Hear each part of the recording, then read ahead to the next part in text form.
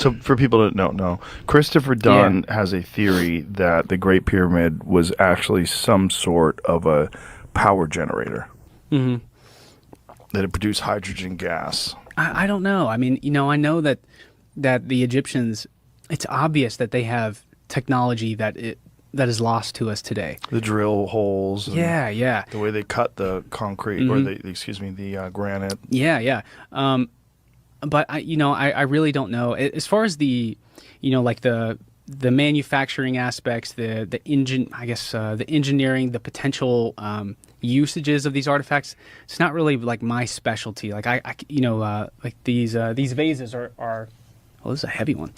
These vases are fascinating, but I guess my interest would be studying like what can we learn about the context around these things and how they existed in their world and how people interacted with them, more so than what were they actually used for, I guess, and how exactly were they made. And so I just don't know about Chris Dunn's theory. I guess the first thing that comes to my mind is like, well, most of the pyramid is limestone and the interior is granite. I hear people talk about how like the makeup of the granite could be conductive in some way, but man, it's like the farthest thing from my set of knowledge. Right. It is absolutely fascinating though, because if he's accurate, if he's onto it, like, boy, does that change everything.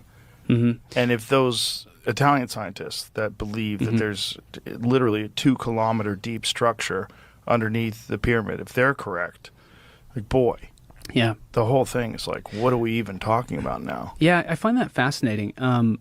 I think that the main drama around those scans was, when the scans came out, I don't think anybody was denying what was seen on the scans. I think it was like they had the artistic interpretations of the art concepts that they produced of what they thought was in there. Yeah. And I think a lot of people were like, whoa. Yeah, that was a little weird. Because even me, I was a little bit like, huh? When they made an art concept of it, and they took the King's Chamber and the relieving chambers in the Great Pyramid and superimposed it onto the Middle Pyramid, and they I guess quintupled it, like they made 5 of them. And I was thinking like, why do that? Like you're kind of undermining what your scan is when you're creating like a fantasy image, because you're getting ahead of your skis. Yeah, you're getting ahead of yourself, because we need to do the whole scan again, but you need to have tests. So like Luis Alvarez, are you familiar with him? He worked on the Manhattan Project with Oppenheimer,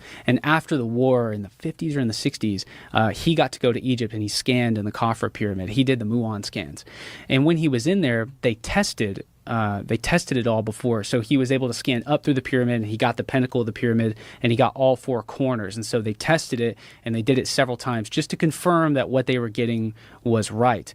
And I think the Muon scan only scanned like 19% of the pyramid. This is the 60s. So, but they didn't find anything, but the Stanford project came the next decade, and they found subterranean chambers under Khafra's pyramid. There's one like 69 feet down and another one 120 feet down. Huge chambers, bigger than the chambers inside the pyramids. And so, I guess we just have to wait and see what's going to happen. And I know that the scanned pyramids guys, the ones who found the void above the Grand Gallery in the Great Pyramid, I know they're interested in this now, and they're going to verify if this is true or not. And I'm interested in seeing how this goes. This could be a big year, man. If they actually drill into that void above the Grand Gallery, that's going to be a big deal. I'm just absolutely fascinated by ancient civilizations, and then these mysteries, like the pyramids and these structures they found under the pyramid. Have you seen that? Yeah. That's crazy. Like, what is that? I've heard talk about it, basically. I don't know if it's right. I don't know if it's wrong. I mean, I know some people think it's nonsense, but the researchers seem to think that they've done multiple scans and gotten the same results over and over again. And they're like, whatever these things are, there's pillars and there's spirals around the pillars, and it goes deep into the ground, and the whole structure's 2 kilometers deep. Yeah, I think I heard you talking about it, then I heard that I thought it was fake. Some people think that it can't be real because there's a water table underneath the Great Pyramid. That's what it was. But the question is it real and there's a water table? Is this shit in the water? Yeah. Like, is it so? Were these people so advanced they built these insane structures 2 kilometers deep through the water? Because look, if they look, it's nuts that they can make the pyramid. Yeah, I know. That still doesn't make sense. Itself is nuts. All the structures, the Temple of Luxor, all that stuff is crazy. Mm-hmm. So if they can make that, why are we assuming that that's the pinnacle of crazy? Like there might be crazier below the surface. Yeah, that is we haven't like found yet. Right. Imagine if everybody thought that the most advanced buildings that were ever created were like buildings they built in Chicago in the 1800s. You're like, wow, look at this. This is what craftsmanship. Boy, people had reached an incredible level of ability. And then someone stumbles upon the pyramid and they're like, the pyramid. They go, okay, wait. Yeah, what the fuck is this? Yeah. There's 2,300,000 stones in this, and they weigh between 2 and 80 tons, and they're cut from a quarry hundreds of miles away, some of them, Yeah. moved through the mountains. Like, how? So that's crazy. And imagine we think, well, this is the height of crazy. Well, you go under the surface of it, below the ground, and you get, what is this 2-kilometer deep structure? Yeah. That's even crazy. That makes that look simple, right? It's, well, then these people are just moving stones. How the fuck do they get it through the water?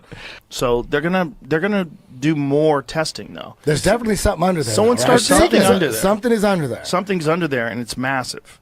And if these guys are correct that it goes down 2 kilometers, like, Bro. help me explain that. Explain that with any conventional wisdom. Aliens. That's more than a mile into the earth.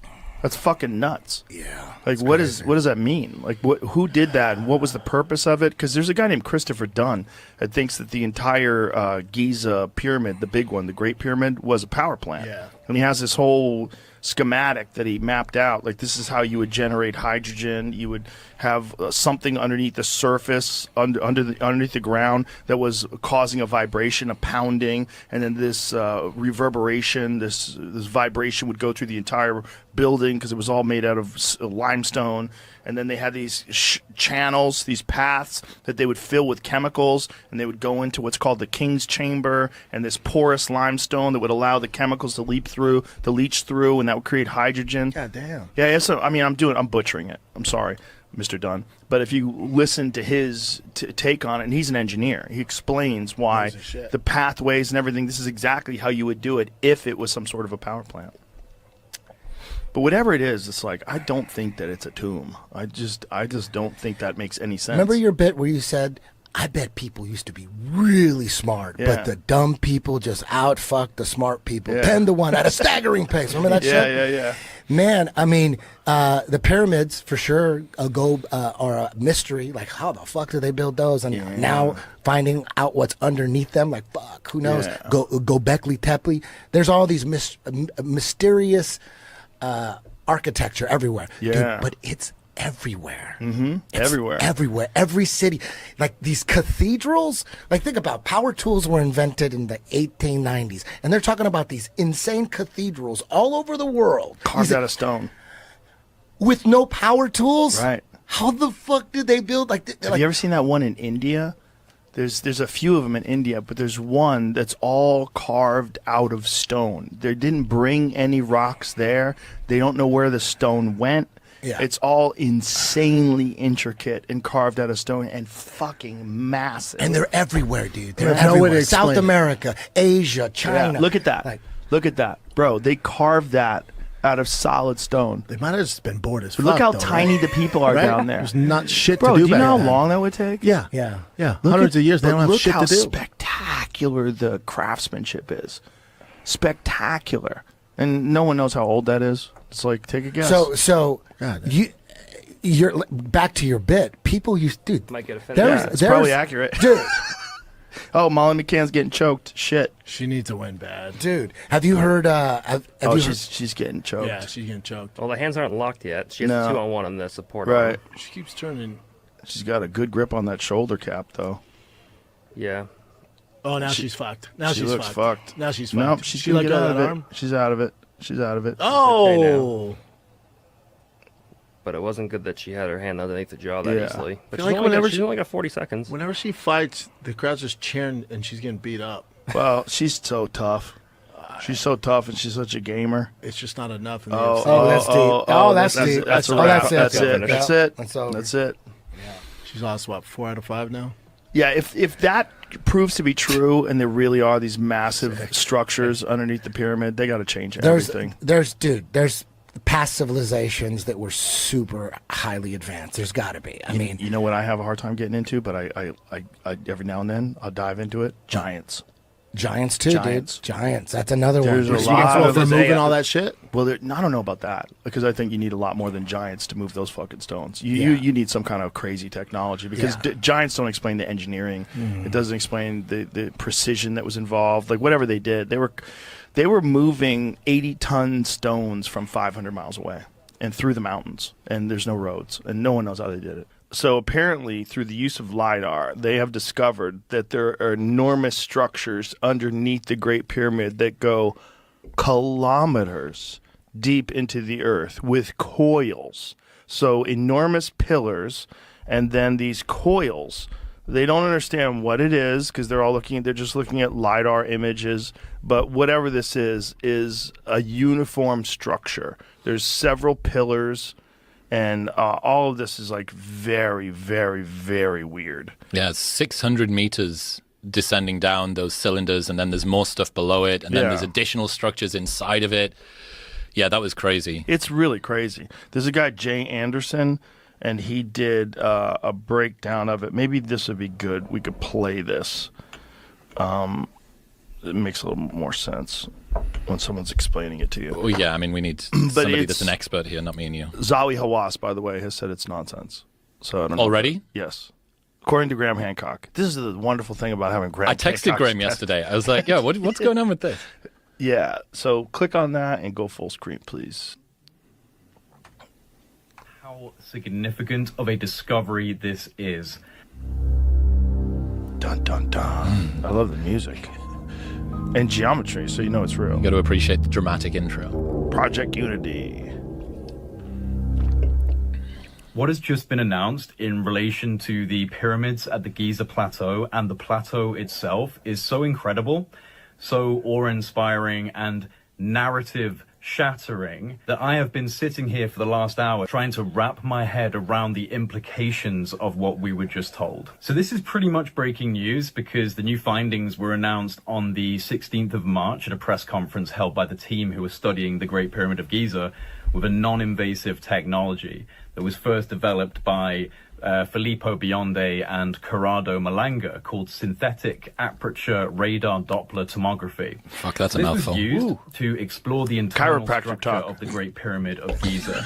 And this method leverages the analysis of micro movements typically generated by background seismic activity to achieve a high resolution full 3D tomographic imagery of the pyramid's interior and subsurface components. The recent findings from deploying this technology are nothing short of mind-blowing, because what's been discovered is that there are huge structures coming down from the base of the pyramid deep into the bedrock.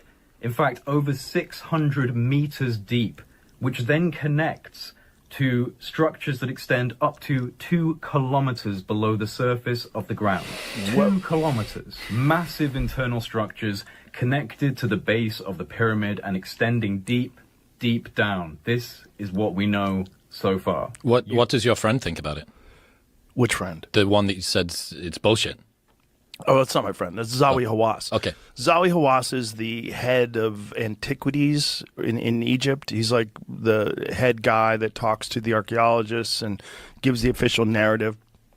In the past, he's been extremely hostile to Graham Hancock, but Graham Hancock and him have now become friends. Oh, yes. I And do they're know this guy. Coordinating. Graham is a lovely guy. People that like are enemies with him just need to get to know him and hang out with him. He's a genuine, real human being who's trying to find the truth. He doesn't have fake narratives, and he's so sensitive too. Like, he's so upset. Like when people smeared him, like the Atlantis thing, they were trying to say it's a white supremacist idea to look for Atlantis. It's like, what are you talking about?